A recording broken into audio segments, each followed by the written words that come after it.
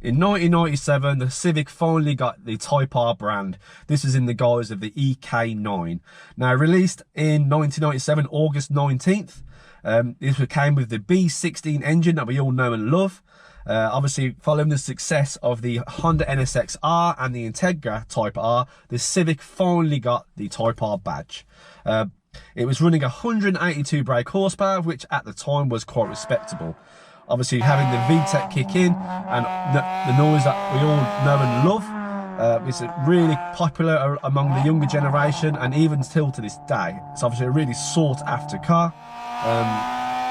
The interiors was red Recaro bucket seats, red Type R floor mats, a titanium shift knob, Momo leather wrapped steering wheel, and the EK9 was only available for sale in Japan. So if you was in the UK, unfortunately, it had to be imported, which is why they're quite rare over here, to be fair. But yeah, you can see from all the several videos, or if you've seen them yourself, you know that the EK9 is a really respected car, and it sounds absolutely spot on. Now, the problem we're having is the EK9 Type R was not sold in the UK, but in 2001, that was all about to change.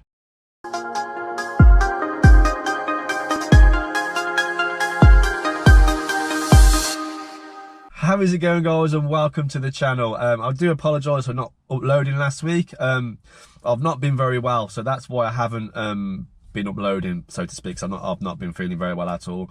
I'm still not feeling the best now, but I want to get a video out there for you guys. I thought I would do sort of like the history of the ep3 Civic Type R. I said where it came from and how it came to be, so to speak, and what the specs are and stuff like that. So I thought it was a little bit different, I know, not my sort of usual stuff, but I thought, you know, give it a go, see what you guys think, see if you find it interesting or not. So we'll make a start now. In 2001, the Honda brought out the Honda Civic Type R ep3. Now, these were manufactured in Swindon, England.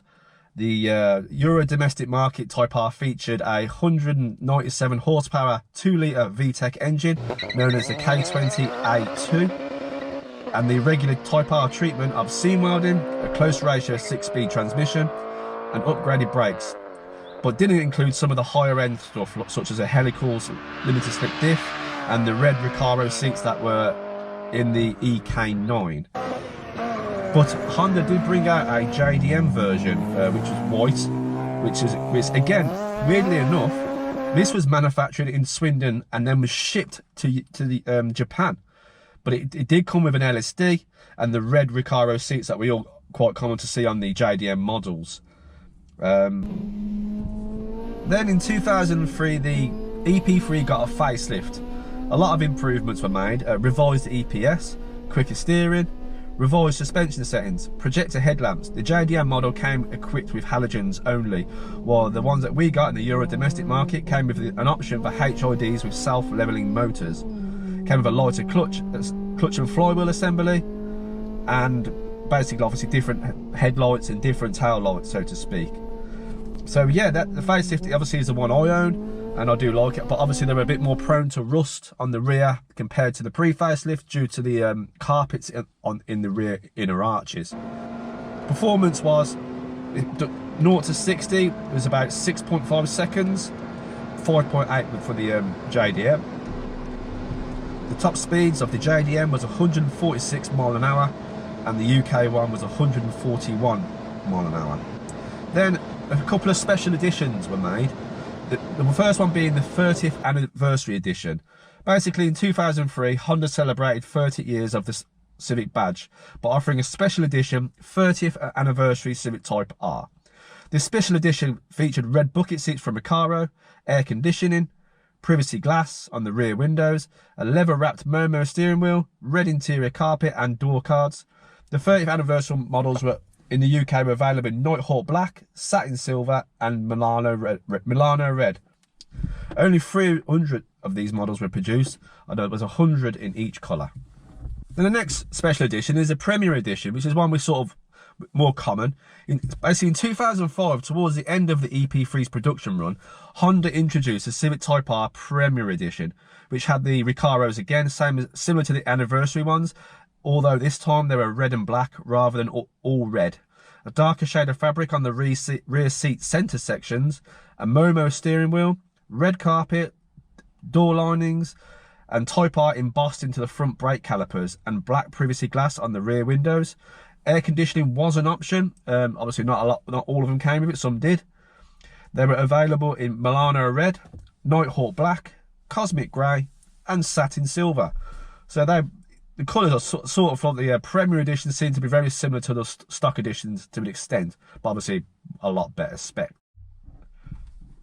Now, in 2005, the last production year, the ep3 Type R was offered in vivid blue pearl for the European market, and a total of 132 of these were made, all left-hand drive. It was often mistaken for the Premier Edition, which is not. They were basically a stock Type R. Just obviously they weren't right-hand drive; they were left-hand drive, so they weren't sold for the UK market. They were all delivered with xenon lights, which included integrated headlight washers, jets in the front bumpers, as well as a height sensor in the rear wheel arch, which will automatically adjust the height of the light beam as per required by the EU regulations. Also fitted, it had rear privacy glass, an outside air temperature sensor, as well as the centre console with mechanical knobs placed over the radio unit, as opposed to the UK ones, model with electric knobs fitted on the side of the radio unit. Sales figures for these, quite interesting really. 17 were sold in Finland, 12 in Spain, 3 in Russia, 51 in Switzerland, Lithuania had 4, Latvia had 1, Sweden had 43, and Estonia had 1. But regardless of what version you have, anniversary or stock, the ep3 was always going to be a favourite, and most of these cars now, well, I'd say 90% of them are well over 100,000 miles, which is absolute testament to Honda's build quality of their engines. As I'd say most of these are hooned by people, smashed off the limiter, wheel spinning, just drove like, just bringing out your inner hooligan in you. And just the younger generation used to love them, and even the older generation enjoy them now. And it's just, they're such a fun car to throw into the corners. The mass of modified parts are available to buy, and the tuning capability of the engine is endless. And I just think that it's always going to be a future classic, the ep3 will, hopefully to the same sort of span as the EK9 is now. So there you have it, guys. I hope you enjoyed that video. I do apologise for my voice if I sound a bit croaky. Like I said, I'm still a bit under the weather. But I hope you guys enjoyed the video, guys, and I hope that you've learned something new maybe, or it's just I think you already knew already. So make sure you smash that like button, guys, and if you're new to the channel, feel free to subscribe and check out my other content, and I'll see you on the next one.